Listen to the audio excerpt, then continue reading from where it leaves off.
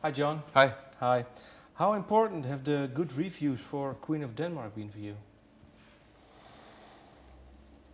I mean,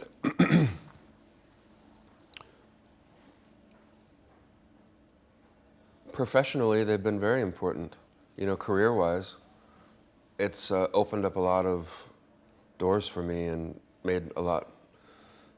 created a lot of opportunities for me to meet people and, you know,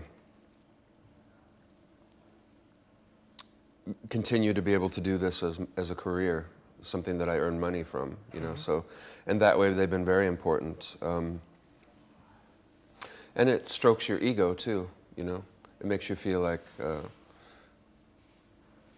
it's just nice to hear nice things, you know.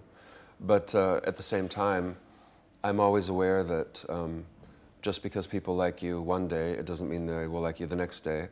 And I think that's something that you need to keep in mind, especially in this business. Because you can't really pay much attention to it, you know. There was some pressure on me to, self-imposed mostly, to do another album that people would like.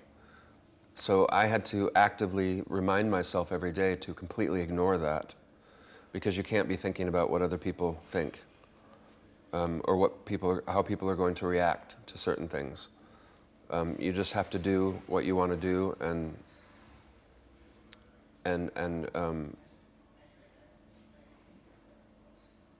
yeah, I mean, it's quite simple. You have to please yourself because you can't please everybody else. And subject-wise, was it important for you that people really, liked the album, the Queen of Denmark album, because you really opened up? Was it also important? Were you afraid of maybe how people would react to your lyrical content? Yeah, I mean, I was a little nervous about it because I knew that that it could go both ways, you know. Yeah. So it was nice that people were open to it and responded positively to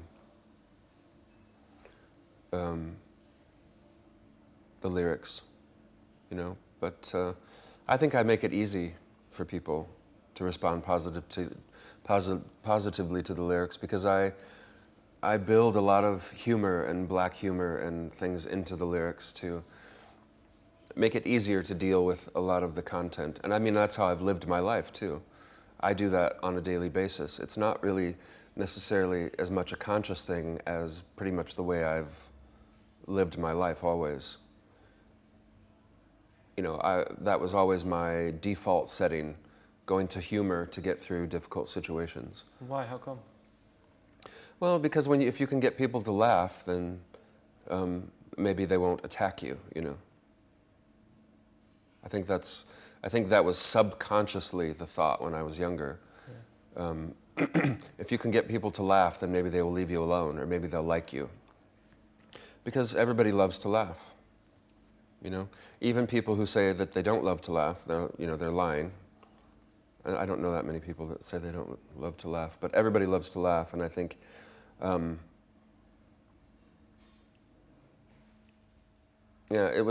think for me it's a type of defense mechanism, you know. And do you still need that defense mechanism? No, I don't think so, but I think you also, I think it takes time. It's taken me a long time to realize that there's parts of my personality that I don't necessarily, or things that are part of me. You know, the defense mechanism of humor is a huge part of my personality, and I don't want to lose that. I like that part, yeah. You know, because to me it's about language too, and language is a huge thing for me. I love language, I love playing with language. I don't consider myself to be a master of any language. Maybe German, when I was younger. That was the language that I've spoke best, I think. And I'm including English in that too, by the way.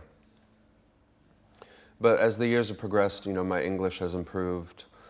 I think it's hard to master your own language. You know, I think most people think you think that you speak Nederlands. Sophie, is it? It's Marlies. yeah, yeah. Thinks that she speaks, Dutch, and I think I speak English, but we have different levels of proficiency in our native languages, and if you read, when you read writers who are really good at writing, you read the masters, then you realize that it's quite an amazing feat to really master your own language. It takes a lifetime, I think. Yeah. It's a huge talent. So I'm interested in doing, in playing with the language, and that's a big part of the music for me,